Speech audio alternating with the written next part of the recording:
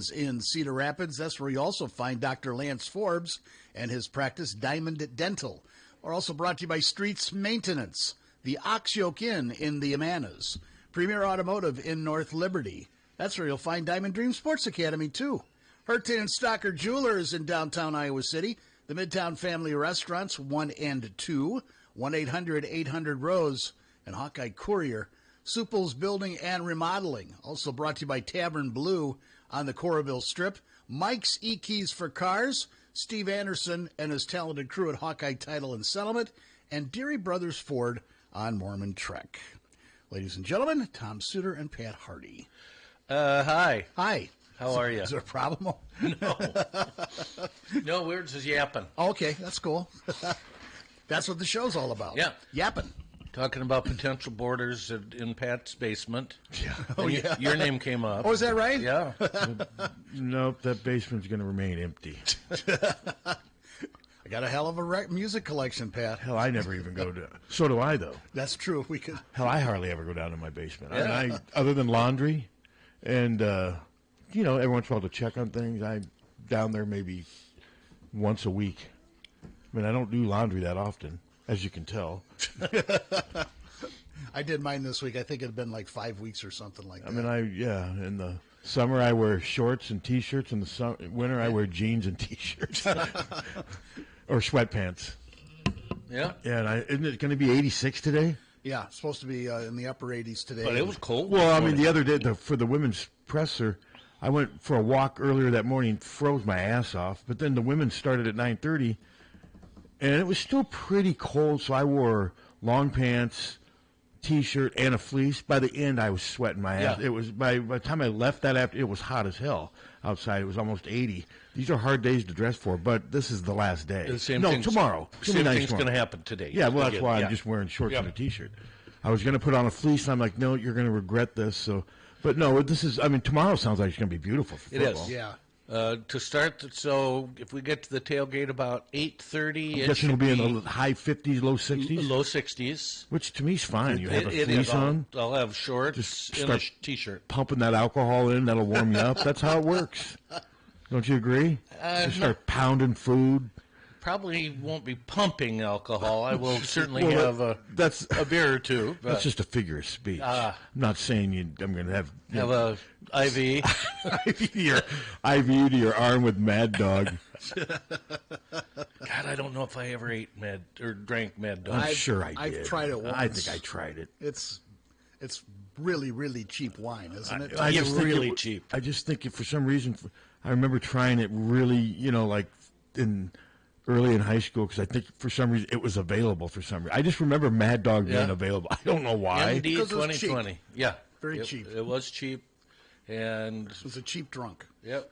In my day, when I started high school, I think the drinking was 18. By the time I graduated, they had moved it up to 19. Yeah. Because I know it was 19 all the way through college, and I was 19 when I went to. So I legally drank in college the whole time I was there. And now, of course, most of these students aren't legal until their senior year. Most of them probably are 21 when they get to be seniors. And that doesn't seem right to me. No, I think it should be 18. I mean, if you can go to war and do all that other stuff at 18, you should be able to have a beer. Yep. And I don't think I mean, we can go back and forth on that, but I'm with you. I think it should be 18 because so many other things are 18. Yeah, for sure. When I came to Iowa to go to school at St. Ambrose in Davenport, they had just moved the drinking age to 19, but if you were 18 by a certain age, you were grandfathered in. So I was grandfathered in. It was great. So I did the same way. I drank all the way through college. Yes, alcohol was very accessible. Yes, it was. And As much needed back in those days. Yeah. Yes, it was accessible. I guess we don't need to go back there, do we? Nah. Not on the air. Let's not. No, we don't need to go back there. I'm very thankful that cell phones weren't around. Oh, God. Yeah, if for any sure. of my friends are listening from college, shut up. No, if cell phones were available, I wouldn't be sitting here. You'd be incarcerated? I don't know about that, but I'm just not sure I'd be sitting here. Who knows? Fair enough. I couldn't have imagined having my whole life. Now the crazy thing is the people that just videotape their lives. Oh, yeah. Hey, look, I'm shopping. Hey, look, I'm going to the restroom. You know, I mean, there's just it's incredible. Now, I, however, do not mind seeing picture of what people are eating. Yeah, it's okay. I do sometimes. Fresh pizza looks pretty good. Yeah, as long as they're not like every single meal you're posting. Sometimes, but I'm to the point now where I even hate that. I mean, I remember one time I made some really good spicy rigatoni and took a picture of it and tweeted it, and I'm like, God, you're becoming the very thing you hate. So I haven't done that again. I've been very subdued with my post for that exact reason. It was good spicy rigatoni, but I didn't need to share it with the Twitterverse. Did you see that those people that were down in that gold mine? You couldn't have paid me to do that in the tours. No, I didn't hear. Well, the first thing in wanted when they came up was pizza. Yeah, I did. I heard your report coming in. How many people were down in the gold mine? I think 12. a dozen or something like that. They were 1,000 feet down below. Wow. I've got claustrophobia. I couldn't have done it. How long were they down there? Several hours, Yeah. I believe. I mean, they were good-natured about it and what have you, but I mean, I could not have. I don't know how cramped they were. I don't know. Did the story say how cramped they were? It really didn't. I didn't. Can I imagine they didn't find any gold? Well, it was an abandoned gold mine, so that may tell you something. It's a tourist thing, and I mean, 1,000 feet down, that's a long way down. It is. My mind would have been, I would have been freaking. And it would have been, I would think it'd be cold down there, too. Oh, yeah. Yeah, I would think so. Yeah, for sure. My guess, though, they have to. It's in an elevator that I'm sure has to be insulated to where I can't imagine that was a factor. I mean, my basement is cold. So my basement stays cold year round. Yeah. Even during the heat of summer, it's still. So Me too. It's always nice about basements. Yeah. So, but all right, Hawks. Do we have to get to the Hawks? Yes. So let's talk about the women had their media day yesterday. Was that just yesterday? Yeah. God, there's been a lot going on You've this been week. busy, haven't you? Yeah, they had their media day, and it went as expected. Jan's message was simple. Yes, we loved being a part of what just happened, but it's over, and we have to embrace what's now, and we have next. That was her message. She kept talking about she loves the way they're leaning into this, and that was her message, though. Yes, let's always appreciate what happened because we'll probably never see it again, but this is a new team, a new challenge, a new journey, and that was clearly her message. And eventually, it was funny though. I was surprised, and I even wrote this. I figured the first question would be, how do you replace? It was the third question asked, and it's a fair question. It is. And they'll just have to figure it out. Do I think they're going to get to the NCAA championship game? No. Do I think they're going to make the NCAA tournament? I think they've got a good chance, but it's not going to be easy. No. It's not going to be easy. I don't think that these last few years, you just knew they were going to get in. Oh, for sure. Now there's some uncertainty, but that's part of the fun, too. Not only did we know they were going to get in, but we knew they were going to host the NCAA games. I mean, we knew that early on. And that's just not there now. The home crowd is strong, and that's something that they can check that box right now. And to me, what's going to be really interesting is how Lucy Olson handles playing point guard, because she's their point guard. I thought she would be more off the ball. And in their offense, they're kind of interchangeable, but they don't have a backup point guard right now. They want Aaliyah Guyton to be that, but she's not cleared yet.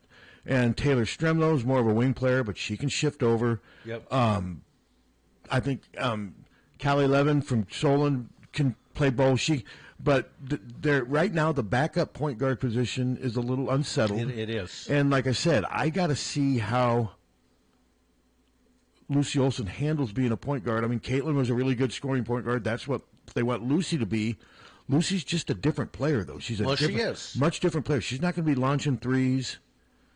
And she's a good passer. I've seen her, but she's more of a mid-range scorer who oftentimes, from the videos I saw from Villanova, she would be scoring off somebody else's pass. They would throw it to her, and then she would work her stuff in mid-range. She gets to the rim. But now she's going to be the facilitator in a lot of ways. So it'll be interesting. She's also going to be playing at a much faster pace, which she said she likes. She said at Villanova they were way more slow down. They didn't have the big center like they do now. And that was probably the biggest news to come. Ava Hayden has separated herself from the other two centers, Addie O'Grady and A.J. Edgar, but Jan was quick to say that O'Grady's going to still play a critical role. But right now it looks like Ava Hayden is their starting center, and that's good news. O'Grady's had her moments. She's been good. She has. But she's been inconsistent. Edgar hasn't played much. And she's had her moments, too. And Hayden also comes in highly recruited, so it looks like maybe those rankings were correct because it looks like she's making an impact, going to play a big role. And I think Tegan Mullaney, who I told you was the one that impressed me the most from the summer, she's also going to play. I think she's going to be in the rotation, playing 2-3 different positions. She can score inside, outside. She's another one. She, to me, will probably be the leading scorer among the freshmen. That's my prediction. Yeah, so among the freshmen, a big prediction. Yeah, well, Guyton's not even ready to play. No, but Ava Hayden's going to score. Ava Hayden's going to score, but I think Mullaney's going to score more. But because Ava Hayden, I think, is going to still be sharing some minutes with yes, oh, for sure. And whereas I think Mullaney, the way Jan talked and what I've heard about her and the way she's going to play some serious minutes, and she can play at different levels too. And when I say levels, she's a real good shooter. She's a good shooter. She's got some girth to her. She's strong, yet she's also athletic. She's just really good, and she looks like she'll really thrive in Iowa's fast-paced style. I think she can play near the basket because she's got the size, but she's also got the skills to play outside. So yeah, it was. It was kind of neat seeing Jan finally take over the reins. Lisa nowhere to be found, which didn't surprise me. And now it's about here. Yeah. Hello. Hello. Now, will this be much better for Hannah Stolke that she'll be forward? Well, I think that's her natural position, and a lot of it will depend on matchups too. There may be some games where Hannah plays in the post if it's a matchup issue, Yep. But no, yeah, I think eventually you'd like her to play power forward. Yeah, and then Hayden will be a center, and Lucy Olson will be one of the guards. Now, what did Lucy Olson play at Villanova? Wasn't she a guard there? Yes, she was. She's a guard. I thought she was more of a shooting guard at Villanova, but she handled the ball a lot. She did. Yep. Okay. And, guys, I didn't care what the drinking age was because I went all through college without one drink. Wow. Well, I made up for you. That sounds fun, doesn't it? Like it. Doesn't that sound fun, Tom? Sure, yeah. Olives without alcohol? I applaud you, Karn. My brothers did enough drinking for me. I never cared for it. So did you smoke any pot? No, I never did any of that stuff. I was a very innocent little person. Well, then I was going to ask about angel dust, but I won't go there. No. Do you enjoy beer now and again now, or not at all? No, I still don't drink it. I can't stand the smell of it. Okay. Good for you. Good for you. My brother John's like that. What, beer or Nothing. alcohol? He Can't doesn't stand drink the smell of anything. it. More power to him. Sometimes I wish I didn't. Okay, now is it supposed to be better weather tomorrow than today? 75. Yeah, a little sunny. cooler for sure. And cloudy, right? Partly cloudy. Partly cloudy. So I can root for the clouds. Yeah, there you go. Okay, yeah, you can. Because it gets hot over there on that east side. Yes, it does. I'm on the same side, and it sure as hell does. That game's going to, by the kickoff, it's not going to be. And then we're on the black side, too, so well, that'll be another added to the hot. It isn't sides, it's sections. Sections. Well, yeah. What section are you in? I'm in 103. Okay, yeah, you're black. I mean, it's going to be in the low to mid-60s at the most in that first half. It's not going to be that hot tomorrow. The high's only 75. The game starts at 11 o'clock. Yeah, so 11:10. cooler then. So, yeah, it'll be really nice in the first half. But the sun can still be hot. Yes, it yeah, can. I'm sure it can. Well, you're in the air-conditioned press box. Yeah, so. tomorrow I don't know if we'll even need it, though, if it's only going to be, we'll see. Yeah. Isn't it supposed to get into the 50s tonight? Mm-hmm. Something like that. Yeah, mid-50s. Yeah, so no, I think it'll It was be mid-50s this morning when I walked them down. It was cold. I think it sounds like it's going to be And pleasant tomorrow. then I got a what do you call it? One of those little cable boxes for my TV. Okay. And it ran fine the first day, and the second day I couldn't even get the thing to turn on. There you go. Wow. And I told media comment. I said, I've had friends who said, the minute you get into this, it's not going to work. Oh, it'll be fine. It'll be fine. Yeah. So now today, when are they coming right at the time when field hockey is? Eventually they'll be telling you to go to YouTube or Hulu. They'll tell me to go to somewhere. But then I'll return the reply. There you go. Okay, guys. Well, All right, have a good day. All right, Karen. Bye. But no, tomorrow weather-wise sounds like it could be about as beautiful. good as it can be Yep. for a mid-October football game. We're lucky. It could be miserable, wet. It could be in the There's been times in mid-October where it's been in the 40s and rainy. So the weather will not be a factor tomorrow. It doesn't sound like it's going to be very breezy either, is it? I haven't heard anything about wind. If they're not mentioning the wind, then I mean, because that's usually the biggest factor more than anything, is if it's really windy. So let's see, at kickoff, humidity 60%, 72 degrees, wind out of the east 11 miles per hour. Yeah, see, that's not much. That's really not much. 72 is a little warmer than I thought. I mean, it's going to, because that's only, I mean, it kicks off at 11:10, 9:10 a.m. for those Washington players. That's what's going to be interesting. Mm-hmm. I mean, they're flying here today, so they're moving into this 2-hour time difference, and they don't have a lot of a time to adjust to that.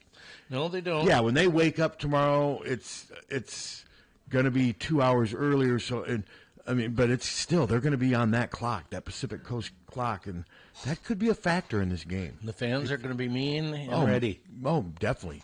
And some will be drunk. 11 a.m. doesn't prevent some people from being drunk, do you think? No, some will be. Just hammered. I will not be one of them. Nor will I. I can't remember.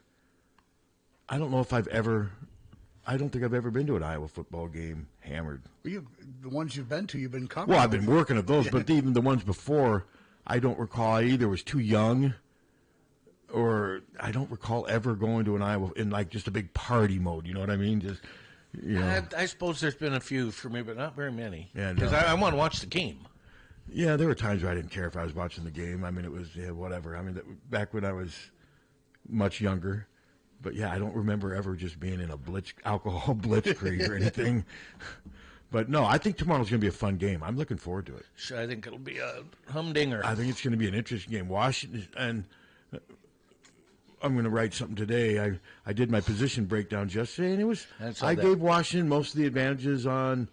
I gave Iowa running back. I gave Washington tight end. I mean, Iowa's losing one of their 2 tight ends. Yeah.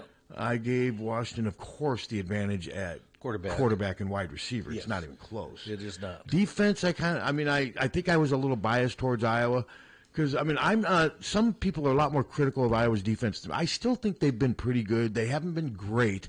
The problem was Iowa's had they've played 5 games, 2 against good opponents. They've lost both those games. One, they were blown out. The other one against Iowa State, the defense allowed big plays, and that's what's sticking in people's minds. But I still say, for the most part, the defense has been okay. For the most part. Yeah, some have said, well, the defense is really underachieved. I'm not going to go that far. But they've just given up some big plays, and I think they need to get more. One thing is they need to get more pass rush. Yeah, they do. They just need to get more pass rush, and there's been some breakdowns, like the big long play to Jeremiah Smith. Mm-hmm. Obviously, Jamari Harris must have thought the safety was coming over because he just quit running with the receiver. That's a breakdown. I don't know who's at fault there, but they've had those, and that's what's kind of sticking in people's minds and what have you. So we'll see. We'll see.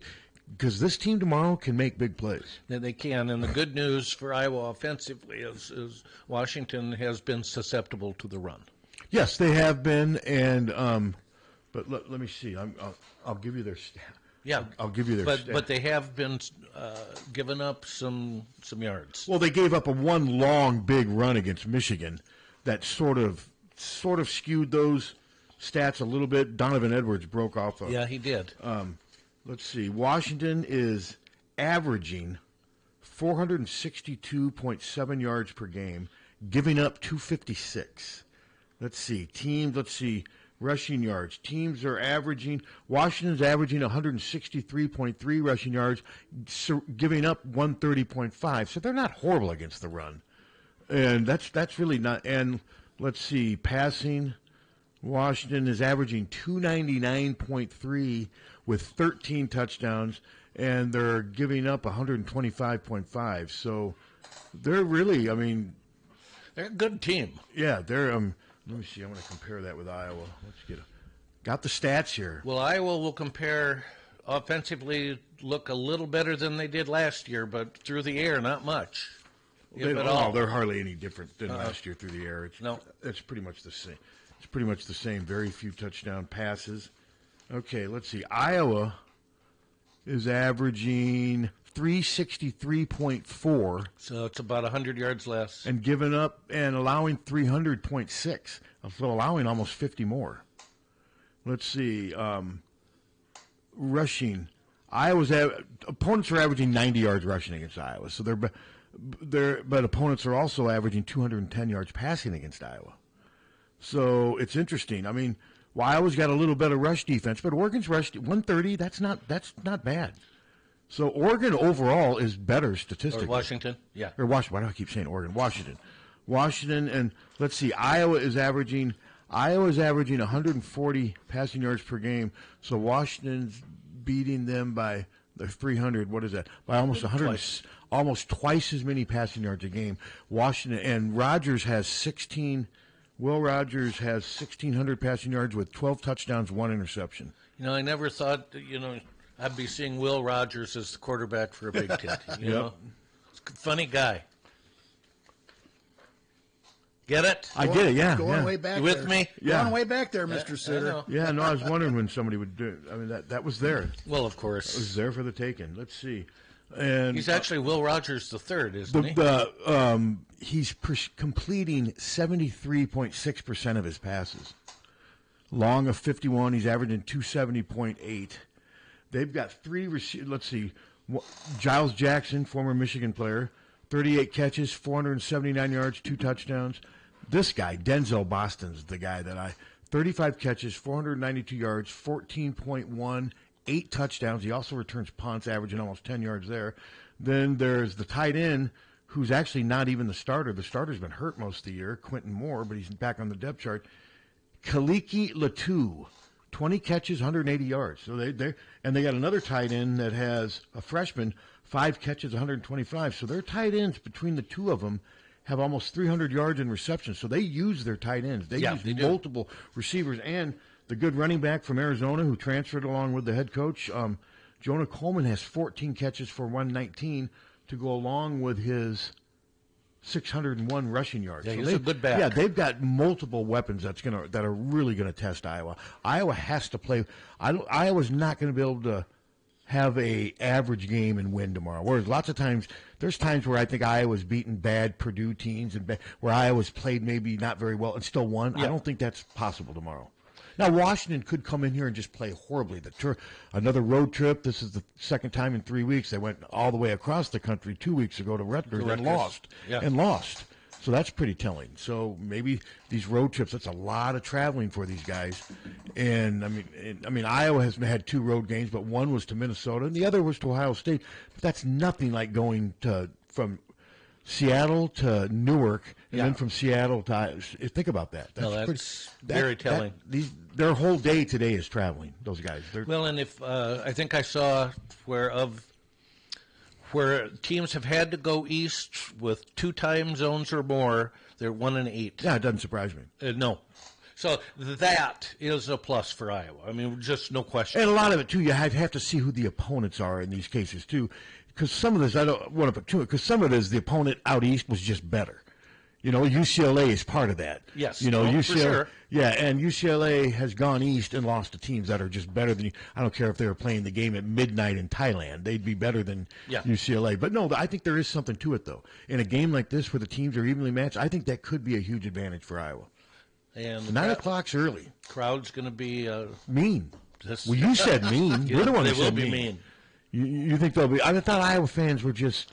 You got the ones behind the Washington bench will be well lubricated and bitter, except for during the wave, right? Except then, everything goes neutral during the wave. During the wave, then the meanness leaves. But then the moment that wave's over, they turn back around and start up again. Jekyll Hyde. Yep. There you go. Hello. Well, I'm not lubricated yet. That's okay. There's still time. Hey, I got a question for you. When you talk to these athletes now in college, in the Big Ten, have you asked them how they feel about the travel cross country? Do they look at it as a hindrance? Do they look at it as a learning experience? I'm just curious if you've asked. Well, them. we brought it up, but the thing is, there's some additional time. There's going to be 1 or maybe 2 West Coast trips at North. We've talked to them about that, and they've downplayed it. They say it's just the new world we live in. It's just something you got to deal with. But the ones you need to be asking are the athletes from Oregon, Washington. That's right. They're the ones impacted by it. the regular Big Ten guys, they are to us, but it's maybe one road. Iowa has one West Coast trip this year. That's basically what it is for them. Whereas the other teams, Oregon, their half their schedule is. Yeah, and the men's team, basketball team's got a swing where they have 2 games out west, and that's it. But they're right, close together. Yeah, so it's not as big of a factor, I think, here. But no, I think that's definitely. If I had a chance to interview some of those players from the 4 West Coast, that'd be one of the first questions I'd ask. How are you in the travel? How has it changed things for you? And I've read where recruits that they're trying to get, some don't like the fact that they're not in the Pac-12 anymore. Yeah. So I think it's definitely a factor, but way more so for the 4 new additions. Yeah, I just like to hear more from the athletes themselves, and I just hear a lot of supposition. I think a lot of it's true. I think. But I want to hear from the athletes themselves what they really think about it. And it's probably tough the first year to really absorb it. But just think about, when you were in college, wouldn't you have relished a trip, to Seattle or something like that you would have never gotten that opportunity? Well, yeah, I would have liked to go there and party and have fun, to play a football game. I don't know how much you get to. I mean, they get there on Friday, they hunker down. They eat team meals. They have team meetings in the hotel. It's a business trip. It's more of a business trip. They don't have a lot of time. It's not like a bowl game. So I'm not downplaying the significance of location, but I don't think it's a big factor because they're there for a business trip. They're in and out of there. Okay. Yeah, that makes sense too. And okay, great. Okay, thanks. Thanks for the call. You get the chance, ask them. Oh no, we have. I mean, I will, and we have. I mean, we've actually had we've addressed when they first added those. We talked to we've asked Kirk about, and Kirk's answer is always, it's just the new world we live in. You just got to deal with it. But no, we can again. I'd like them to go on we'll ask them after the UCLA trip. I mean, they really haven't done anything unusual yet, so we'll see once they go to UCLA. Play a Friday night game. Circle back to music then. There you go. At one time in the early 70s, there was a concert booked by Q, which Suter will remember who Q was. Yep. That was Merle Saunders and Jerry Garcia, Mike Bloomfield and Friends. Oh, wow. And Stone Ground at the Fieldhouse. Stone Ground. I had one of their albums. Remember, I brought it in, and you guys made fun of it. Yeah. And these guys made fun of it. I got a bunch of Stone Ground albums. I used to see them a lot on the West Coast. Anyway, that was booked, but it never came about. But my brother still got a T-shirt that they put together for that concert. Well, the Stone Ground album I have, it's got the piece of masking tape with the name Harty on it, like somebody was going to steal it. Yeah. I remember I'll never forget that. Guys. All right, thanks for the call. Stone Ground, yeah, I brought it in here. And yes, I do remember Q, absolutely. The Q with the bar? No. CUEQ Entertainment, they bought the bands in to play at the Union and I thought Fieldhouse. Q was some internet deep state guy who. No. Well, there is that Q too, though. Yeah. QAnon. Are you QAnon, Suter? I am not. Hello. Hello. Who was the Iowa State basketball coach that wouldn't fly? Larry Eustace. Yeah. How would he like being in the coaching business and having to go drive out there? He'd have to leave like on a Monday. I don't know how he could do it. That's a good question. Yeah, I don't think we'll be having to worry about that. But no, you're right. No, he did not like to fly. Thanks. Nor did that Iowa State basketball player. Remember Royce White? Yeah. Now he's a nut running for office up in Minnesota. He's a Trump worshiper. He has said some bizarre things. And yeah, he's running, I think, against your friend, Amy Klobuchar. Yeah. I think he's running against her. Well, Amy will win. Yeah, she's. I'm guessing she will. Royce is nuts. Some of the stuff I've seen him say, he was a good player. He just couldn't fly. He was afraid of flying. Hey, I'm not crazy about flying. I don't think I've ever gone on a plane and said, yeah, this is great. Not anymore. Back in the day, flying used to be you'd get great meals. Yeah, back in the 60s and the 70s. Yes, and it was comfortable. And you didn't, it was kind of See, rare. I didn't start flying until the early 90s. And they still fed you a little. Now you're lucky to get a saltine. Oh, yeah. You get a thing of those nasty little pretzels. And then you get a tiny little glass of pop or water or whatever. And, but yeah, some people are just afraid of flying. But no, it was Larry Eustace. Remember, that's part of the reason he got in trouble down in, was it Columbia? Yeah. Because he wasn't traveling with a team. He was on his own. And I think he traveled a lot on his own. And remember when those photos came out in the Register? I sure do. The one where he's pounding that beer, and then you look at the clock, it's like 4:30 in the morning. I remember laughing, or 2:30 in the morning. I laughed when I saw somebody just dumped that to the Register, didn't they? Yeah. Because they wanted to get him in trouble, and that was not behavior befitting of a coach. Would you say? Would you agree? No, and the administration certainly agreed with your stance. They had to. They had no choice. choice. They did. Yeah. They had no choice, and what have you? Man, it's amazing how long ago that was. When you think about it. It's been, what, 25 years? Well, they got him they got to the Elite Eight. Remember that really good team? Wasn't that 2000? So yeah, it's been almost 25 years. Of a century. Let me see if there's anything more interesting about Washington since we're. Find some bad statistics. Oh, here we go. So you pump people up. Here we go. This will cheer us up. Huskies versus Hawkeye history. How about that? Okay. Washington and Iowa have squared off 6 times in the two programs' histories. 3 in the regular season and 3 the 3 most recent games in bowl games. The teams have split those 6 games with 3 wins each. The first meeting came in Seattle in the 1937 opener for both teams. Niall Kinnick's would have been sophomore year. It was his. Actually, I think it was his first game. Yeah. Well, yeah, because they couldn't. I don't think that's right. Yeah. A 14-0 Washington win, so they held Niall out of the end zone, didn't they? Obviously, since Iowa didn't score. The game was the varsity debut for legendary Iowa quarterback Niall Kinnick, who would win the Heisman Trophy 2 seasons later. In 1939, Washington quarterback Fritz Waskowitz led the UW with a pair of touchdown passes to Dick Johnson and Tom Sheldrake. Coincidentally, both Kinnick and Waskowitz would go on to lose their lives in World War II. Oh. That's kind of sad. Kinnick perished. Well, do we need to go over that again? And a guy named Dick Johnson. Yeah. It's a hard name to live up to. I'm supposed to continue on. Yes, you are. Kinnick perished in an airplane crash off of Venezuela in 1943, while Waskowitz, piloting a bomber, was shot down by Japanese fire in the Pacific in 1942. Wow, a hero. I mean, both, of course, were heroes, but he was in action. The 37 UW captain was known for leading the Huskies to a 0-0 tie with number 1 Cal Berkeley that season. Boy, I bet that game was fun to watch.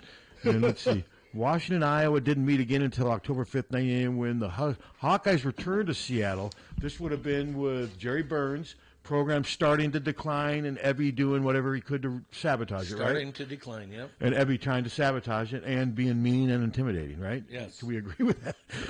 Washington and Iowa didn't meet. Okay, with the Hawkeye turn, let's see. Iowa was led by quarterback Jay Roberts. Know the name, Suter? Uh-huh. Who rushed for 1 touchdown and passed for another in a 17-7 win, while fullback Charlie Browning ran for UW's only score. The following season, in the Huskies' lone trip to Iowa City prior to 2024, the Hawkeyes picked up the 28-18 win over number 10 UW. So the Huskies, Gary Schnook completed his 2nd touchdown pass of the game. After a fumble, Schnook ran the final score of the game. So, okay, so Washington will...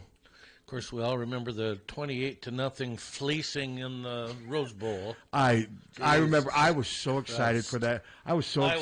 I was a junior in high school. I was so excited for that game, and it just sucked. That's horrible. It was so boring. Even Washington was boring, weren't they? I mean, Jock Robinson off left tackle for 7, off left tackle for 4, right tackle for 8, right tackle for 11. It was just the same thing. They didn't throw the ball very much. And we just didn't fire a shot. Oh, we had nothing. We had nothing. And then the next bowl game against Washington, Iowa was down 33-7 in the second quarter. And they made a sort of a cosmetic comeback in it, but that game was really never in doubt after that.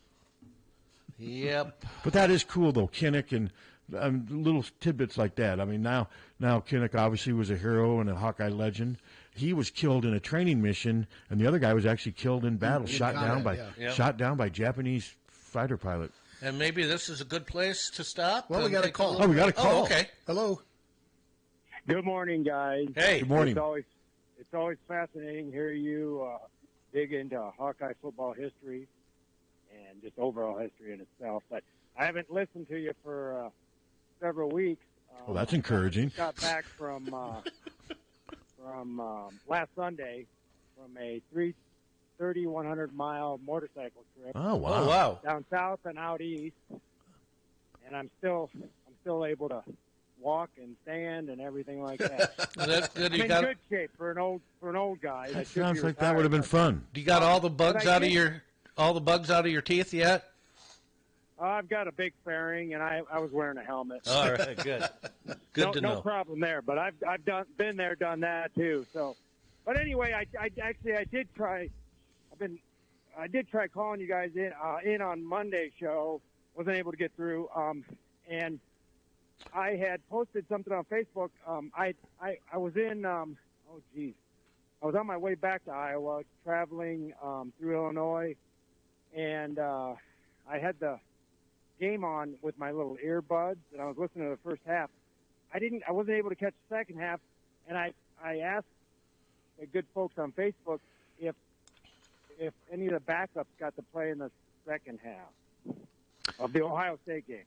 Some did. Some. I mean, Sullivan went in with, 10:47 left in the game? Yeah. He played most of the There fourth was quarter. some, but it was 35-0 when he came in. And how did he look? I mean, he handled the ball off well. And he had one run where he gained like 20 yards, Yeah. and then he handed off to Caleb, who scored a touchdown. So do you guys think or feel that Kirk should have went to a backup sooner? Probably. Well, I mean, he gave Cade the third quarter, basically. Yeah.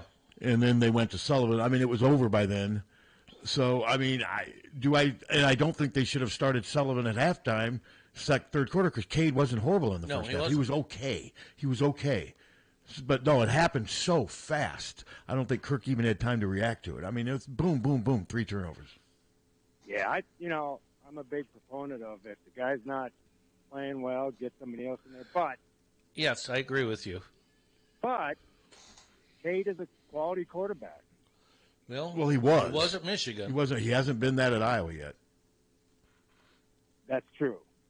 And anyway, I went down to see some folks down in Hot Springs, Arkansas. It was my first place I stopped at. They were originally from Iowa, lived in Iowa until the guy retired from the university. Anyway, so I spent 5 days down there. Hot Springs, I don't know if you've ever been there, but it's crazy. For a town of between 30 and 50,000, the road system is wild. It's crazy. No, I have been there years ago. Driving through Chicago. I remember. Then I went over to Memphis, but I didn't go see Elvis, and I'm glad I did because I heard the tour sucked, and the prices were jacked up from what the website said. So did you over Nashville? If you've ever been to Nashville on Broadway, oh my God, it's amazing. It is. Did you get to, when you were in Memphis, did you get to Beale Street? I did not because I just decided I was just going to bypass that. Yeah, that's one spot I probably should have went. Yeah. But I just took off for Nashville, and I went to a lot of places on Broadway. I don't know if you guys are familiar with Nashville. I am. Been there several times. Had a cocktail or two on Broadway, I'll admit. Yes, sir. I had several beers, but I was walking down the sidewalk. I looked up because you're looking up at the marquees. All of a sudden, I seen a Harty Hawkeye neon sign, and I could not believe it. Awesome. Did you So go I had in to there? Go in there, have a beer, and the server said that they have a lot of Hawkeye fans there, and they come down there on Saturdays to watch the game. Oh, awesome. So I was pretty happy with that. Then I went over. I was going to go do the Tail of the Dragon. You ever heard of that? I have Great not. Smoky Mountains. No, I have not. It's not just for motorcycle, but it's 318 curves and 11 miles to stretch of road. Crazy. Up in the mountains. And I was going to go there first, but I decided to go visit some past Iowans that live in Greensboro, North Carolina. Uh-huh. Yep. Went down on Interstate 40 to Greensboro through the mountains, and then was with them when Helene came up. Oh. And so I couldn't go back west the way I came in on 40 over by Asheville. So long story short is I had to cut down to Charlotte into South Carolina, over through South Carolina to Georgia, and then I thought I would try come up into a little bit of western North Carolina, which worked out okay. I only had one detour where a bridge was washed out, got to the tail of the dragon, and I had a blast there. Oh, I great. actually met a couple that were there, and he's a big dude, former tight end at Ohio State. Really? We just happened to be getting ready. That was a Friday before the Ohio State game, and he is a big dude, older guy, of course. I can't remember his name. I think his last name started with a B, but we were talking for quite a while, and then I had a hold of his hand. I said, now, look, don't get drastic with me, but I do not like Ohio State. And he was pretty funny about it. He was okay, but he started talking about Michigan, how nasty. Yeah. He played at Ohio State, how nasty those players are. Yeah, they don't like each other. Anyway, I just wanted to hear a little bit about the quarterback situation. All right. Thank you guys for letting me go on and on. You bet. Hey, thanks for sharing your trip with us. All righty. All right, man. Hey, I just learned. Actually, Washington came in yesterday. So think about it.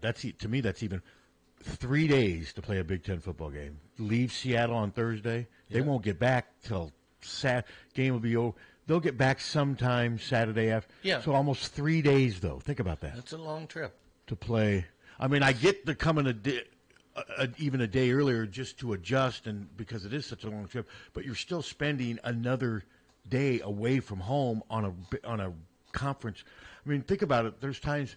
Remember when, like, an Iowa would bus to Wisconsin? Yeah. And spend the night in the hotel. Think about that compared to what Washington has to fly halfway across the country, leave on Thursday, don't get back until Saturday. I mean, that's a long trip. That's just a long trip, but it's just a long time, too. I mean, it's just a long time.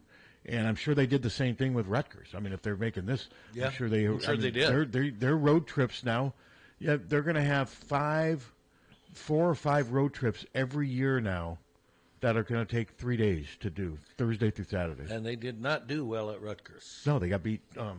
Here, I have it right here. They got beat 21-18. Let's take a break, and then we'll come back and look at theirs. I'm going to look at their stats. That sounds good. We'll be right back.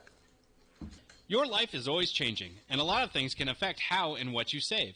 So a good retirement plan changes with your life. At Wells Fargo Advisors, we believe conversation leads to financial clarity. So start a conversation today. Wells Fargo Advisors. Together, we'll go far. For information locally, call 338-3799 or 866-217-2369 or stop by 501 12th Avenue, Suite 201, Coralville. Wells Fargo Advisors, LLC, member SIPC. What does the word apex mean?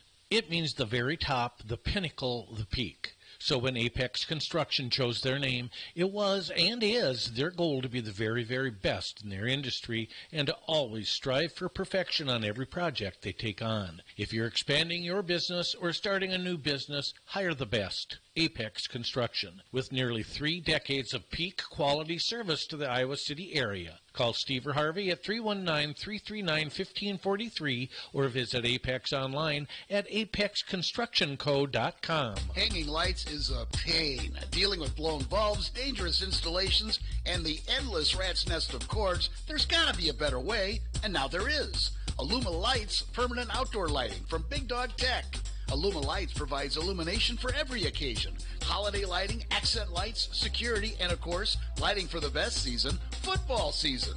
The Illuma Lights app lets you create your own patterns with color, motion, brightness, and static control over every individual light, or use Big Dog's presets to transform your home or business.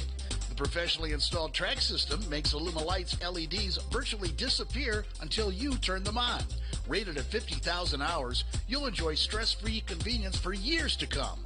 No more ladders, no more hooks, no more wifey's dirty looks. That's the song you'll be singing all year long with Illuma Lights permanent outdoor lighting from Big Dog Tech. Find out more at BigDogTek.net or call 319-395-0800. Football fans, this is Bill Leixenring of the Oxyoke Inn. We are on your way to or from the game. We're ready to serve you with the same quality food and customer service you've come to trust for over 80 years. The Oxyoke Inn is serving our famous Sunday brunch buffet with lunch, dinner, banquets, and carry-out daily. From our Oxyoke family to yours, we can't wait to see you again soon in the heart of Amana.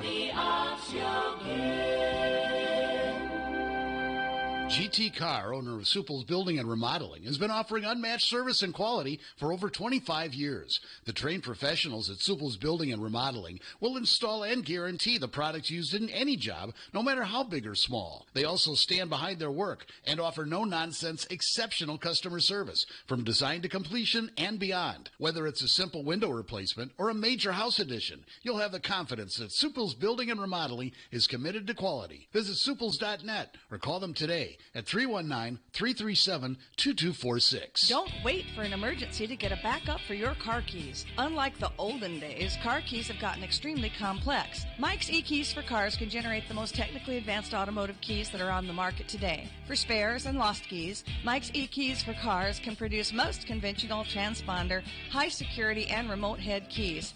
Mike's eKeys for Cars will keep you on the road. Call 319-330-9185 and schedule an appointment today. Don't wait until it's too late. Call 319-330-9185 today. Check out the best source for your Iowa City area high school sports coverage. Go to yourprepsports.com. Hi, this is Pat Harty. City High, West High, Liberty High, Regina, West Branch, Solon, Clear Creek, Amanic. Your Prep Sports has all the boys and girls high school sports you crave. You'll get free, in-depth reporting from dedicated sports journalists on your favorite teams: football, basketball, golf, volleyball, track, softball, and baseball seasons. Profiles, pictures, video, and more. Get in on the action. Go to yourprepsports.com today and spread the word. Are you tired of living in a home that doesn't quite meet your needs? Then it's time to call the experts at Streets Maintenance. Their team of skilled professionals specializes in renovations and remodeling, transforming your home into the space you've always dreamed of. From kitchen and bath remodels to complete home renovations, no job is too big or too small.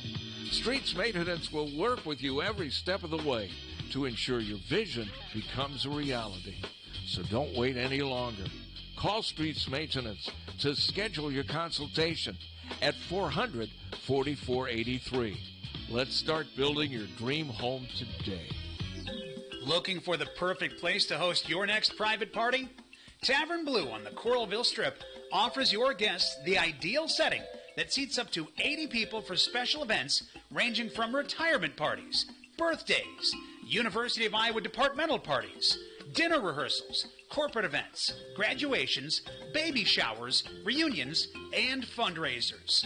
Forget the bland, lifeless hotel ballrooms. Tavern Blue offers 4 private party packages featuring delicious foods, amazing drinks, fun entertainment, a large venue, and easy booking. For more information on your next party room, drop by Tavern Blue on the Coralville Strip or contact them on their website, tavernblue.com.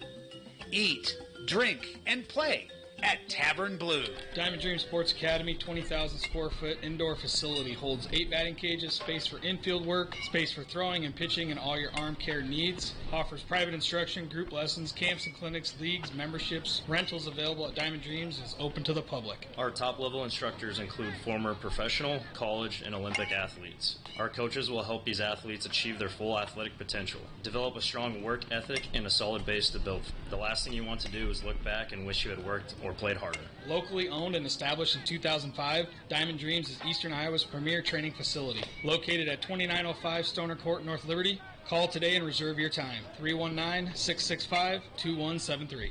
319-665-2173. KCJJ Weather, brought to you by Plum Supply. Plum Supply kitchens and baths. Your home never looks so beautiful. We have one more summery day here today, and then cooler fall-like temperatures are going to kick in. In fact, we may get some frost by next Tuesday and Wednesday morning. Something to keep in mind there. Today, partly cloudy, 86 this afternoon. Tonight will be partly cloudy, 56. Tomorrow, sunny, 75.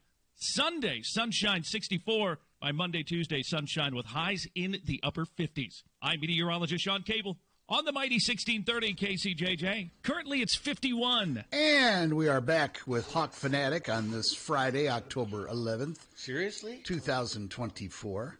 Wow. Hi, guys. Wow. We're back. We are. Yes. Hey, Tommy forwarded me an article about Washington's trip to Iowa City here. Let's see. Do Fish tell. changes up schedule to get Huskies ready for Iowa game. Okay, this is SI.com out there. With obviously a Washington slant. With a trip to Iowa this week, Jed Fish is doing whatever he can to prepare his University of Washington football team for all of the elements of America's heartland. Where are we? Hey, America's heartland. We're in America's heartland. No, the Husky coach isn't insisting his players are corn-fed. Wow. At every meal this week. Rather, what are you guys trying to throw a little levity in there? Yeah, no, it's shade. Are you liking? Or you think that's criticism? Screw them. Are you taking offense to this? Complete. Okay. Umbrage. Hey, we got hot and cold running water. Umbrage. Here too, yes. No, the Husky coach isn't insisting his players are corn-fed at every meal this week. Rather, he'll have them practice twice at 9 a.m. Pacific time to match the opening kickout time that's coming at Kinnick Stadium on Saturday in Iowa City. That's interesting. Smart. I wonder when they normally practice, because if they normally practice in the afternoon, wouldn't that be like a scheduling conflict? Unless they... let's see if it says. On Thursday, Fish will send his UW team through an early morning workout in Montlake and then herd everyone to its charter flight at 12:30 p.m. to leave a day early for the Midwest. So obviously they've done that. Once on the scene, the Huskies will go through a Friday walkthrough again at 9 a.m. So you know what that means? They all had their headphones on and were probably listening to Hawkfanatic. Well, probably. Again at 9 a.m. Seattle time. Or 11 a.m. locally to match the weekend kickoff once more. Okay, wait a second. Once the scene, okay, at 9. Oh, okay. So at 11 they're going through the walkthrough, our time, to match the 9 a.m., which means they probably are back at the hotel listening to Yeah, probably at the We'll try to get ourselves the best acclimated we can, Fish said.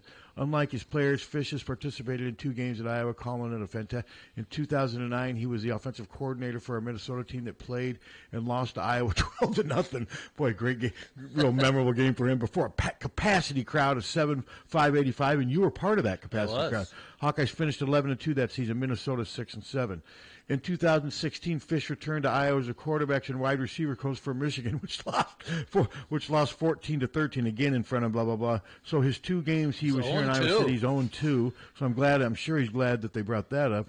We've got to be ready for loud, Fish said. We've got to be ready for energy. We've got to be ready for an incredible fan sport and obviously a team that is built on toughness. There you go. What do you think of that? Well, he's right. Yep. You're part of that energy. I'm part of that energy. Big crowd energy. But you don't ever yell mean things. Well, you're not. If you were close to the opposing teams, but let's say you and Ann had seats 4 rows behind, would you be one of those fans like yelling and screaming and being mean to players? Nah. I couldn't see. Would Ann? No. I could not. I could not see that. No. But you say it does happen, though? Oh, yeah. And I'm guessing a lot of those people that are doing it are probably between the ages of like 15 and 30, wouldn't you say? Most of them, or am I that naive? Well, you would like to think so. Or am I that naive? They're probably 50. There's guys like my age saying mean things to college football players? Yes. I don't really get that. Yes. Because they know that college football player is not going to climb into the stands and rearrange their face. That makes it easier, right? Well, usually, although Caitlin got a guy kicked out of the arena for... Yeah, I don't think he was doing anything like physically. Not physically. Wasn't he saying mean? Yes, about her and her mother. Oh, really? Uh-huh. Wow. What else? The C word. And didn't he have like some type of pass on? Because I saw him when they escorted him out. He was wearing some type of nameplate, I thought. I could be wrong, but yeah, no, I mean, I don't get that. I don't get why fans feel they need to become part of the. Of course, alcohol is part of it, but yeah, maybe I'm just naive. I didn't realize that there's 67-year-old men down there yelling at college, you big puss. What I mean, that's unfortunate, but it's everywhere. I mean, obviously Iowa's no different than any other fan base. It's just I don't know why they do that, but and do you notice? I mean, you're on that side, so you can look down. Do you ever notice players from opposing teams engaging with the fans, or do they do their best to ignore? They do their best to ignore them. Okay. But if you read some opposing articles... Well, I wrote a story. One of my favorite interviews I've ever done was with Melvin Gordon at Big Ten Media Day, going into his senior year, so he was already a star. Super, I talked about, I got him alone for I don't know, it was weird. I got him alone. He was a star, but he wasn't a superstar yet. Mhm. And I got him alone for 5 minutes just by the way things worked out. And he just talked about, remember, he was committed to Iowa. Yes, he was. And he just said, he goes, that sideline over there, he goes, it is nuts. And he wasn't really being critical. He was just saying, he goes, they're so close to you at Kinnick. You can't help but hear them. Well, and he, especially with he leaving us at the altar. And he said, he goes, I know with my circumstance, they had researched me. They knew my mom. They knew. And he said they were ready. And he says, and what I always admired about him, I remember him saying, and rightfully so, I had pissed them. He basically said, I knew they were upset. I knew why. But he said, he goes, you just got to somehow try to keep your focus. But it's not easy because Kinnick is so close. The fans are so close to the bench. Yeah. But, yeah, his circumstances were different. And I will say, in fairness to him, it probably worked out the best for him, wouldn't you say? Probably. Yeah, but no, it was unfortunate because he was really good. I mean, he was Caleb Johnson, but probably a little more finesse. But they were both were so good at, ripping off long runs. I mean, Milvin, he had a really good career. He had a 300-yard game, didn't he? Yeah, he almost had a 400-yard game. Yeah, wasn't it against Nebraska in the Big Ten championship where he 77 just went nuts, 10 or something? Yeah, he just ran wild in that game. So, I remember talking to him about the Kinnick atmosphere, and he was good though. He was an easy guy to talk to. Yeah. And so I think right now, what's the spread? 2? Yeah, I think so. Which is basically the odds maker saying this is a pick 'em because Iowa gets 3 to host. Yeah. So they're almost in a way saying, this could. Now if Iowa loses tomorrow, it won't be viewed as an upset nationally. No. It won't. Washington will be 5-2. Iowa will be 3-3. And Iowa will be done on the national stage. They'll be done on the national stage. Well, they're almost done on the almost. There's this people. If they go 10-2, they have a chance for the playoff, but they're not a sure deal. A chance. No. They go 9-3, of course they're done. But you worry if they're 3-3, then you worry about things lingering, and you just 3-3. You're in a critical. Then we'll be at Michigan State the following week. And my guess is I don't think Michigan State's very good. I think don't they're either, okay. I think if Iowa goes up there and plays poorly and loses the turnover battle, they could lose that game. But if we go up there 3-3, Michigan State's going to be licking their chops. Well, they won't be intimidated. No. Yeah. No. So we'll see. And then next thing you know, you lose at Michigan State, you're 3-4, then the season's going spiraling. But, we're getting a little ahead of ourselves, too. So let's just see. I still have them winning tomorrow. I haven't posted my advanced column. I'm doing that now. But my column this game is way closer, feels way more competitive now than it did heading into the season. Because we didn't know anything about Washington. Now we do. All we looked at was everything that they lost. Yeah, and we didn't really consider what they were bringing in because some of it we weren't aware of. Their defensive line, 4 of their 5 starters on the offensive line are newcomers. 3 of the 4 starters on the defensive line are newcomers from all different types. Portland State, all different, Montana State, all different types of schools. They're the polar opposite of Iowa. Most of their players are newcomers, whereas Iowa, their defensive line and offensive line are filled with multi-year veteran starters who have played all their time at Iowa. It's completely opposite ways to build teams, but that's part of the fascination with college football now. It is. Hello. Hey there. Hey. So Washington, when they came into Michigan, my son lives up in Tacoma, and this was a revenge game for them. Such a big game. That's why they got up for it.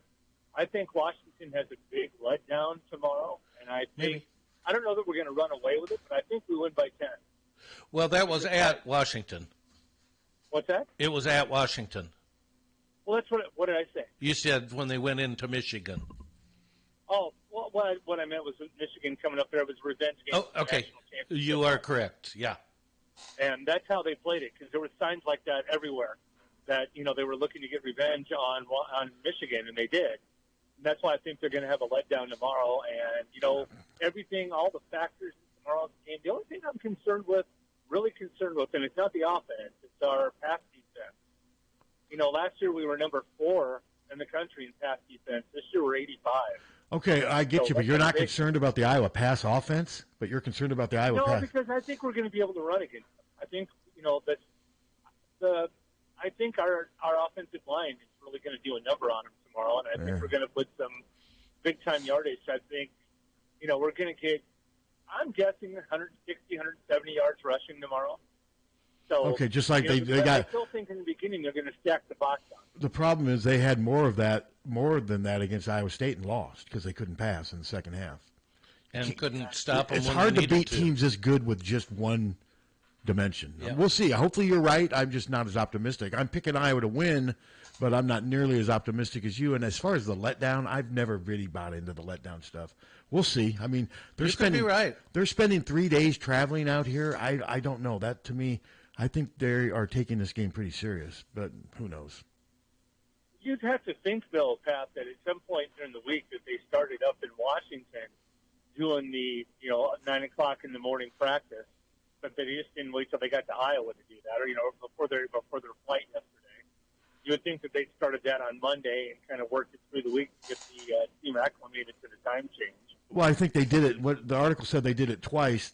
I mean, they do have a schedule. I mean, these guys do go to class and stuff, so I don't know if they could do it that often. My guess is their schedules were disrupted class-wise just to do it for 2 days. I don't know how easy you could do it. I don't know. I don't know. But the fact that they did it at all means that they are definitely, taking heed of the early start and trying to figure out the best way to deal with it.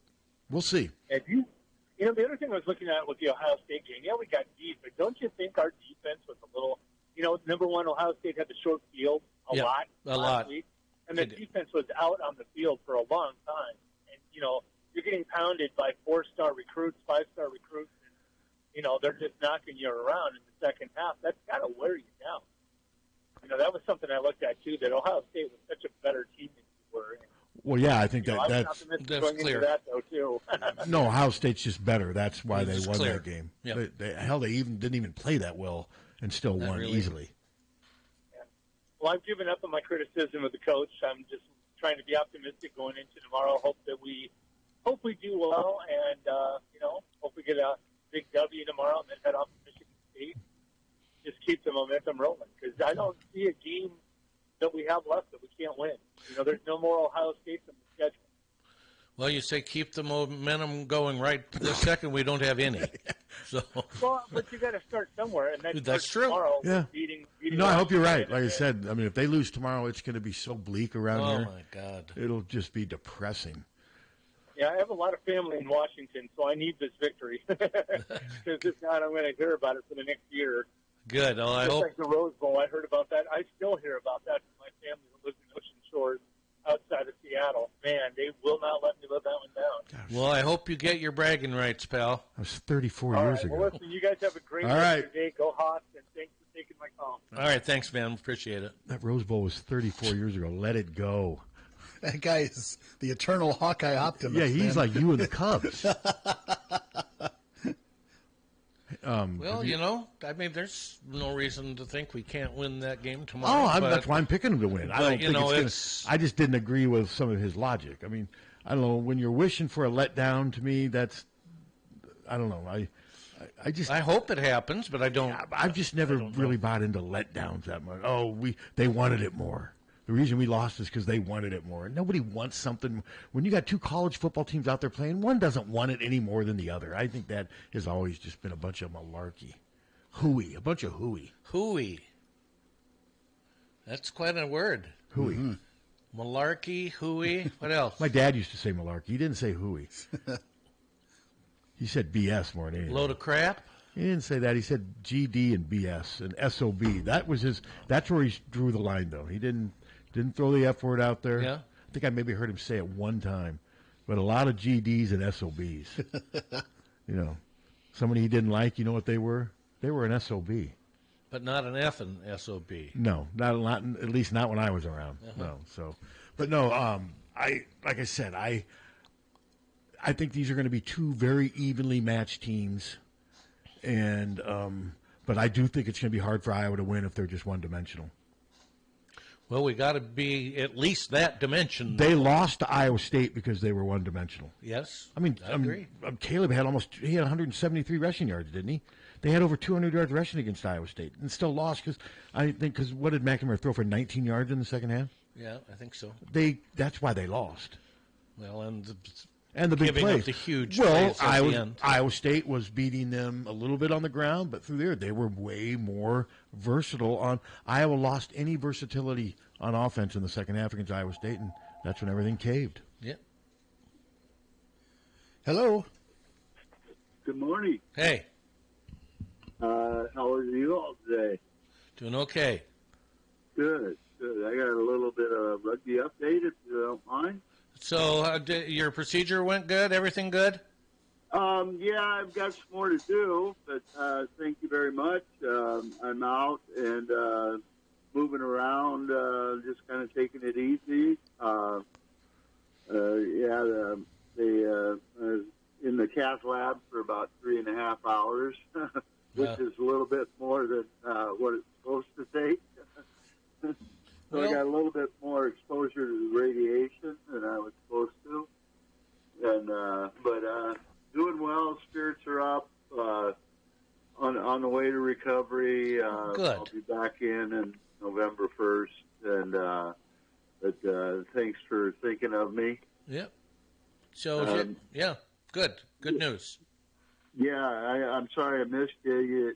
The other day I was up there, and you and Wapsie came up, and James came out and gave Wapsie a treat, and you guys moved on. But I'll hope to see you, and I'll have bacon in my pocket for Wapsie the next time around. All right. Well, thank you, and give us your update.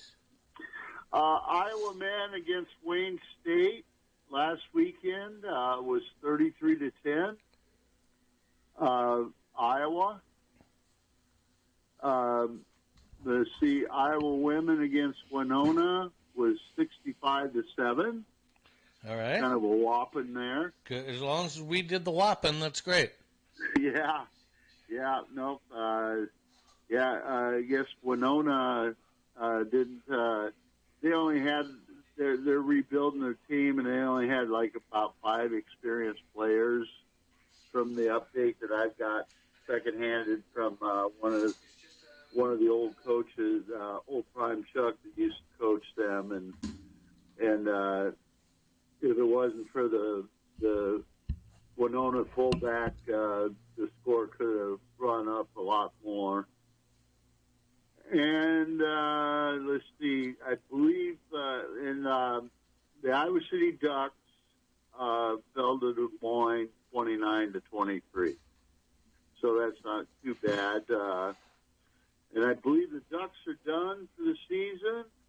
And I believe the Iowa women, unless they pick up a friendly game, I think they're done for the season.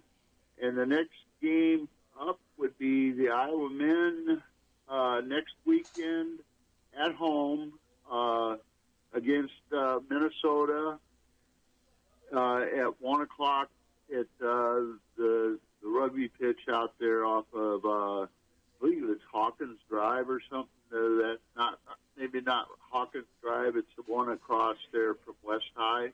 Mm-hmm. Yeah. All right. Well, thank you. Thank you. And do you stay healthy, okay? Oh, I'm working at it. Yeah, I've kind of learned a few things, and yeah. All right. Yeah, good luck with everything. Tell Ray we said hi. What's that, Pat? Tell Ray we said hi. Tell who? Ray. Ray Gilmore. Ray. Oh, yeah. No, I haven't made it up there today. I probably won't till I get up. I probably won't see him till next week. Oh, okay. A trip to the VA today. Well, he wasn't there this morning because he and his wife drove to Milwaukee to see a comedian last night. Oh, did they? Yes. Ray living the big life. Back for the Liberty game? And he'll be back for the Liberty game, yes. Oh, okay. Yeah, I look forward to Friday Night Lights. All right, man. All right. You have a good day. You too. You as well. Thank you very much, guys. All right. Who do you go see? He said he can't remember the guy's name. Oh, okay. And that he had never heard of him. Okay. Did he? Does his wife decide that they needed to go? Evidently. Okay. So have you spoken to him since he saw him? I have not. Okay. No. It's a long way to go to see a comedian. Sure is. But, by God, he did it. There you go. Good for him. And we hope that everything was Now he's racing what they back. dreamed of. Now he's racing back. It's Liberty versus who? Ankeny. Give me liberty or give me death. Is that what Ray's basically telling you? Give me Liberty, don't give me Ankeny. Yeah. Isn't Liberty there? Scott Chandler. I'm actually I've got to reach out. I'd like to get Scott on the Hawkfanatic show. He's the former Iowa tight end. Yeah. He played in the NFL. He's the head coach for Liberty. I think he'll be a good interview. I'm going to actually work on that next week and see if we can try to fit out a time. I don't think he teaches. I think he might. I think we'd be able to get him on. Obviously, but like I said, I'll look into that. I think that's an interesting story, and Liberty's done pretty well this year, haven't they? Yeah, they have. Yeah. So Scott came up. Remember, Nathan was the starting quarterback in 2003. Remember, they tried the whole season to complete a pass to each other, and I don't know if they ever were successful. I think they did. They throw that fade route in the corner, and they kept trying it over and over. But Scott was good at Iowa, not great, but man, he went on and had a really good NFL career. He played years in the NFL, and he was good at Iowa. He was solid. He scored a touchdown against Texas that they didn't count. Oh, I remember that. Yeah, that was the 06 team that went 6-7. Remember, they were 6-6, just a miserable season. Texas had won the national championship, and the year Iowa before. almost beat them. That they saved face a little bit with a moral victory, but that was a horrible season. We were ahead 14-0. Scott Chandler scored his touchdown, and they said, I believe he was offsides. Yeah, that I did not go. Actually, I think Andy Hamilton went and covered that for us. I think I had something family. I remember watching that game with my family at some function in Des Moines. I was not there. That would have been the 06 season. So, yeah, I was still – God, I still had 8 more years at the Press Citizen. I loved that.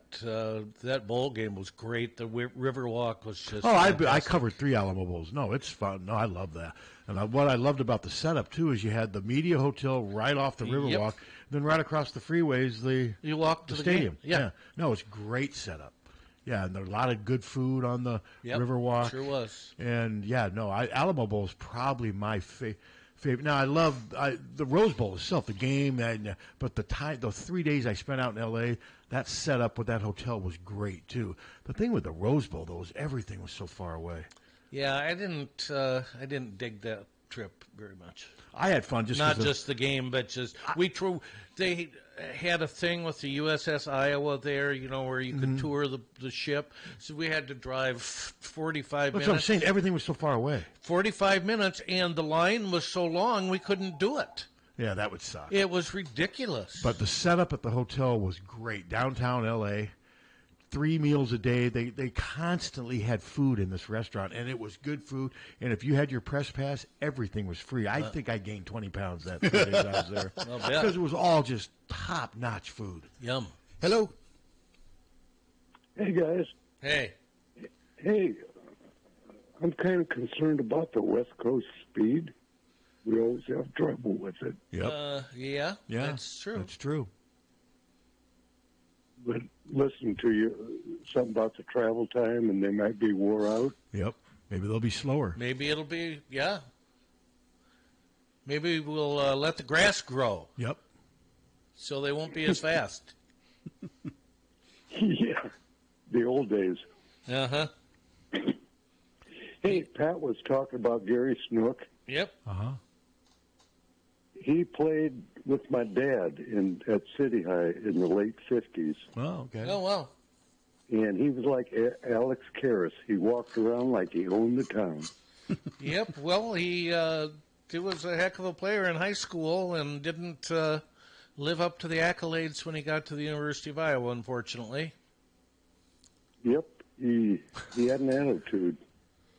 And we were preseason number 1. 1961? Uh-huh. Or wow. 60, was it 61? Yeah, because Evie's last year was 60. Yeah, and we didn't live up to that, to say the least. Evie's last year was 64 years Eddie ago. Watt was a freshman when Dad was a senior. Eddie Watt lived on Dodge Street. Yep, went on to become a Major League Baseball pitcher, Yes, right? he did. Yes, he did. Very good in his day. Yep. Yes, he was. All right.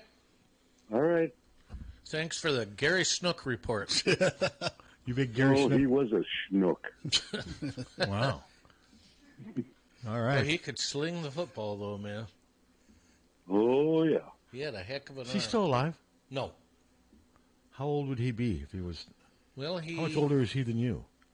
Gary's maybe 9. So he'd be in his early 80s? 10 years, yeah. Okay. Yeah. He's probably 76.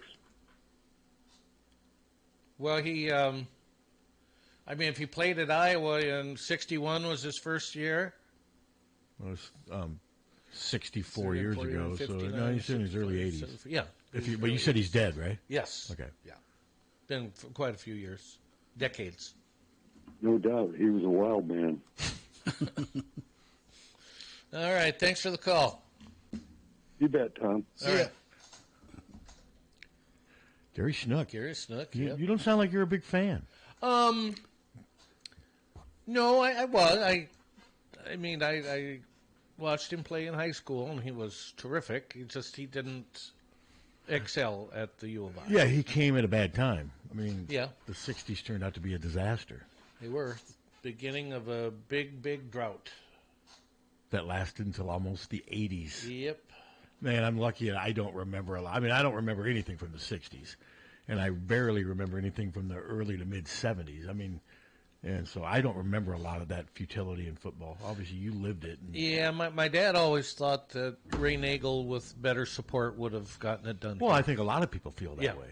Yeah, they do. But when your boss is sabotaging you, what the hell? Yeah. Did your dad ever explain to you why Evie did what he did? Is it simply he was pissed they wouldn't let him do both? Yeah, It was vengeance? Yeah, I pettiness? believe so. Yeah. Well, his daughter sort of said that. Yeah. She didn't paint like he was an angel by any means. No. She said he was a very complicated figure. But the Halloween story still may be my favorite story in all of my time associated with you guys. I That was funny. I can just picture him, can't you? Yeah, yes. Driving up and down Summit Street, which I lived on for 5 years. I could see him. And he was basically driving up and down to try to find the kid who stole his kid's candy, right? Yes. What do you think he would have done to that kid? Daddy, there he is. What would Evie That's have done? him. What would Evie have done? Probably grabbed the candy and said, "Get out of here, kid." And the kid would have went home to his father and said it was Evie, and the father would have been like, "Well, yeah, but I don't want to do anything because he'll probably beat me up." No, that was a great story. That was one of our most fun interviews. So yeah, Jerry Burns. Okay, you think Ray Nagel? You don't think Jerry? You don't say the same about Jerry Burns. No, You don't because it was a precipitous plunge with Jerry as the head coach. Well, in fairness to Nagel also took over for Burns. He didn't take over for Evie. Jerry, the program was rolling, but did Evie right away immediately start trying to sabotage Jerry Burns? Weren't they friends? Well, yeah, I mean he was on Evie's staff. And wasn't Evie the one who hired Ray Nagel? Yes. Why would he try to sabotage somebody he hired? What was the thinking? I don't know. Can't tell you what he was thinking. Interesting. Yeah. Just shows you. But yeah, I mean, you got to all be on the same page. Yes, you do. I mean, I certainly can't imagine Beth doing that to Kirk. I couldn't imagine Gary or Bob Boyd. I couldn't imagine anybody in their right mind doing that. No. To somebody that's on your team. Yeah, I don't know. That was an unfortunate occurrence because it had such a lasting effect. I mean, they were bad for so long. Yeah, I mean, I remember when I came up here, I remember talking to George Wine. George told me until Hayden, and even early in Hayden, they were starting to wonder, are we ever going to be ever even decent again in football? Doubt was really starting to creep in. Yeah. And the amazing thing is the way things have turned out. At that time, as bad as we were, Wisconsin was way worse. Yeah. We had, I think, 17 straight non-losses to Wisconsin. And I will say, in fairness, Wisconsin was really rocked when Dave McClain died of a heart attack. Yeah. Because they were pretty, I mean, he had some 8-win seasons. They had Al Toon playing from like 81 to 85. They were pretty good. They were, but in the 60s they were horrible. But when Dave McClain, that really set them back. But I will say, they hired, what was his, Don Morton, I believe, who was. Yeah. But then I'll tell you, they zeroed in on Barry, and the rest is history. Barry knew when he left Iowa, he was on the fast track to being a head coach. He knew there was no opportunity at Iowa. Yeah. I mean, had Hayden been a little older, maybe Barry would have been, and Barry would have been hugely successful at Iowa. hugely. Don't you agree? Yeah, absolutely. But he knew what he was doing. He went to Notre Dame because Barry left after the 86 season. Bill Brazier still had another decade of coaching, and Bill Brazier deserved to coach for as long as he wanted. Barry just didn't see any advancement at Iowa. Yeah. That's why he left. No, that's true. I still don't like the fact that he took Iowa assistants when he did get the Wisconsin job, but it's a business. I get it. And but no, Barry, he knew. Barry spent what? He spent the 87, 88. He was at Notre Dame for 2 years, and then boom, he saw something in Wisconsin, and he was right. Yeah, he was. And my guess is, you know what he saw a lot of in Wisconsin, Tom? Iowa. Uh-huh. He saw what Hayden had done at Iowa. He's like, this can easily be done, if not easier, at Wisconsin. And he did it. No other competition in state to deal with. And he did it. And he did it. He did it better than Hayden, but in fairness, I mean, Wisconsin's got no other competition in state. Minnesota's got no other competition in state. And we've said this before. Imagine if there wasn't an Iowa State. Uh-huh. Imagine if it was just the one. Iowa and Iowa State every Saturday when they're both at home attract 120,000 fans. Yeah, that's impressive. And their team would be excellent. Imagine if you combine the two teams this year. Rocco is our quarterback. Caleb Johnson is the running back. Jaden Higgins, and Iowa State receivers. Lachey and Ben Bramer at quarterback. I'm not sure how you would break down the line. The secondary would be loaded because they've got a really good secondary. And so, that would be a really good team. Sure would. But no, it's easier to win at Wisconsin and Minnesota, to me, just because you don't have another Power 5 school in state you got to deal with. So you're going to be watching Northwestern at Maryland tonight? I'll put that on, sure. You know why? Partly to watch Brian Ferentz. Make sure you watch and see. Maybe it'll change for this game, but the last time I watched Brian Ferentz, he was front and center the whole game on the sideline. Yeah, I don't think I'll be able to watch any tonight because we got people coming over. Well, I'm going to a little get-together at dinner around 6:30, but I won't be out real long. I'll come home. And what time does that start? Well, it says 8 p.m., but I think it's 7 p.m. 7? Okay, right? so I'll probably watch the second half. Yeah. Because I'll go to my buddy's cocktail party, just get inebriated, maybe break a few things at his house and get into a couple fights and then come home. Go to Kinnick hungover as hell. Hungover as hell tomorrow. Yeah, we have no radio show tomorrow. So. No, we don't. Yeah. So I was joking about going to my friend's house and breaking things and getting drunk. So while Iowa and Washington are playing, Wisconsin has to travel to Rutgers, which could be a real interesting That'll game. be an interesting game. Wisconsin, I know Purdue is terrible, but I didn't think Wisconsin had 52 points in them. No, they looked real good. And but Rutgers so bad. Rutgers lost last week. I think they came back down to earth a little. We'll see. I would probably take Rutgers in a close game, but Callie McManus, I don't know. I just don't have a lot of faith in him. But nor do I have faith in Wisconsin. Wisconsin's backup quarterback. Braden Locke. That'll be an interesting game. I could see Rutgers winning that game. like 20-17. Yeah, that'll be a real good game. And when is that, tonight or tomorrow? Tomorrow. Same time as Iowa, okay. Washington. Okay. Then you got Penn State at USC.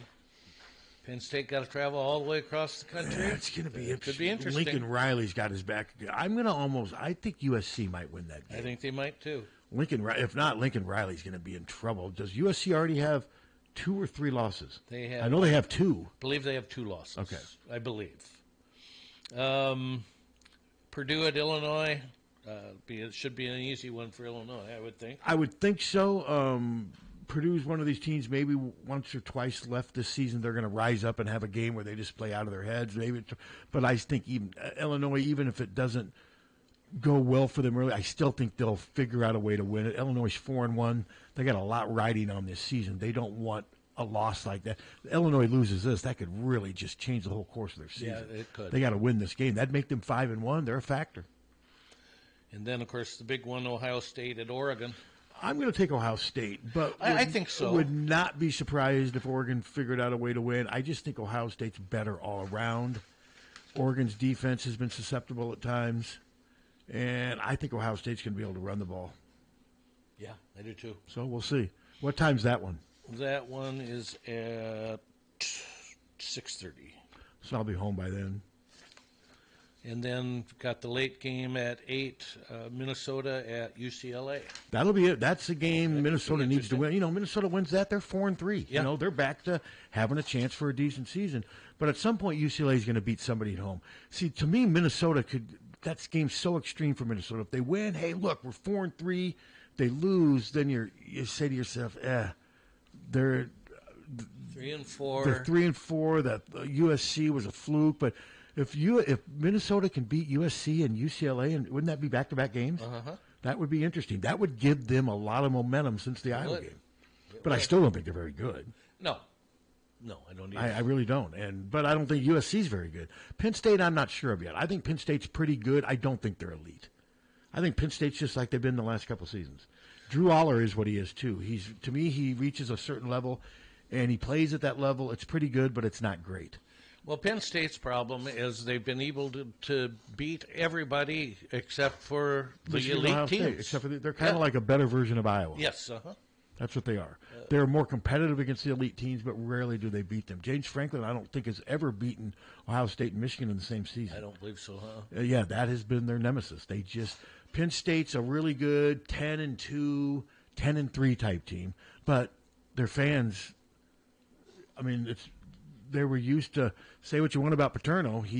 They were elite in a lot of years under him. And right now under James Franklin, they've rarely been elite, but they've always been pretty good. They've been a heartbeat away, shall we say. There you go. Man, it's already 10:30. It is. 10:30. Here we go.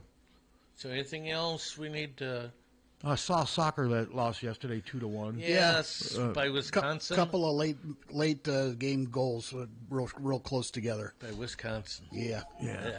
Well, it's their first loss of the year. They'll get back on track. Puke. There he is, man, Mr. Glasshalf. Just hugs and handshakes. Exactly. That's your life. Hugs Beer and Skittles. That should be the name of your hugs and handshakes.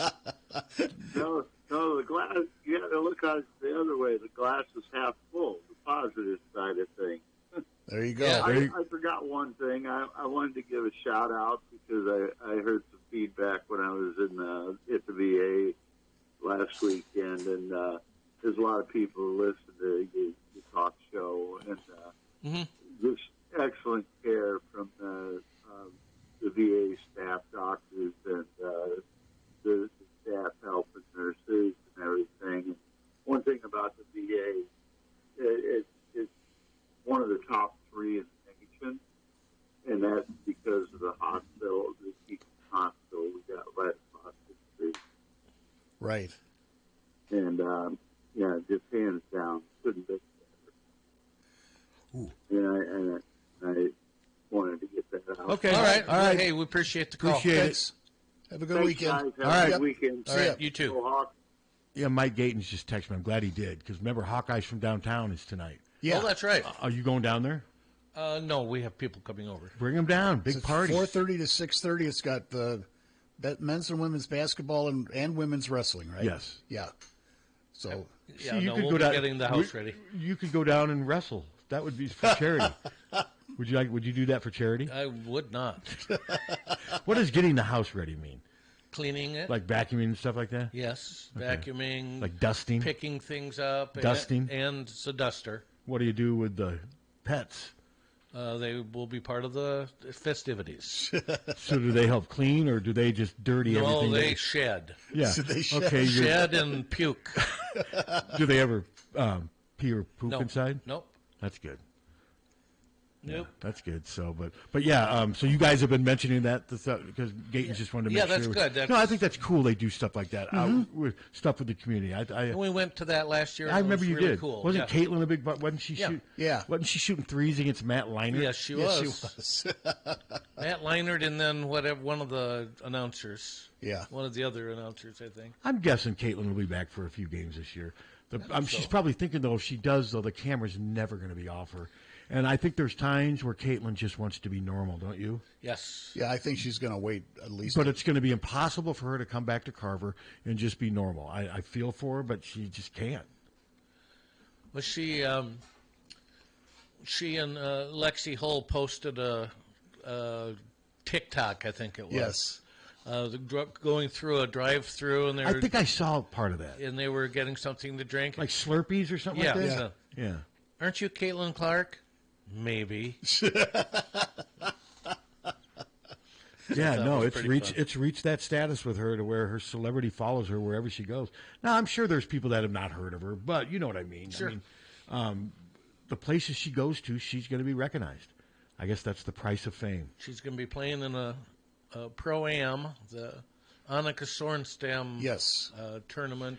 You can tell month. she likes golf. Yes, she does. You can tell she's intrigued by golf. I think she looks at that as the last frontier challenge. Well, it's truly an individual sport. She's much better at basketball at this point than she is at golf. But I'm saying, though, she's intrigued by golf. You can tell. She can tell and a lot of those NBA sharpshooters like Steph Curry, they love golf too. A lot of pro athletes like golf as a second sport. Yeah, they do. Baseball players especially. Mm-hmm. Yeah, I just never got it. My dad loved it. I used to love to playing golf. I did too. I played a lot. I haven't the last few years. For me, it was always too time consuming, too difficult. Well, there's that. Too expensive. And very frustrating sometimes. For sure. But if you get that one shot, that one birdie, or is that worth that $60 fee for? Better believe it. How much is it to play 18 holes? Depends where you go. Roughly, though, if you were to average, like $50. Probably. Yeah. I like playing, kind of.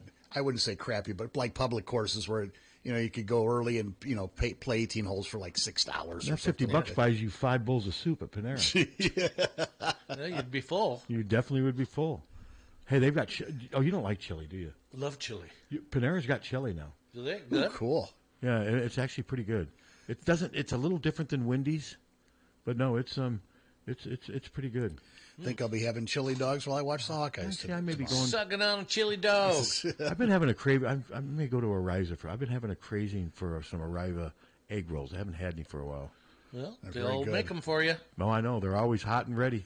And you like their sweet. I like their egg hot drops. And sour soup. Hot and sour. I like their. I love their egg drop. And their egg drops really good too. Especially when it's just so hot, it shreds your lips when it touches the spoon. That's the best. So. Well, it's getting to be that. It's getting to be definitely soup weather soon. So. So true. But yeah, good stuff going. Good stuff today, guys. And all right. And remember, no show tomorrow. Right. We got no show tomorrow. Go Hawks. Coach Don will join us on Monday. Hopefully, we will be talking about a huge Hawkeye victory. Fingers crossed. Tomorrow over the Washington Huskies. Hawkfanatic.com. Check it out. It's free. From the Harty and Stock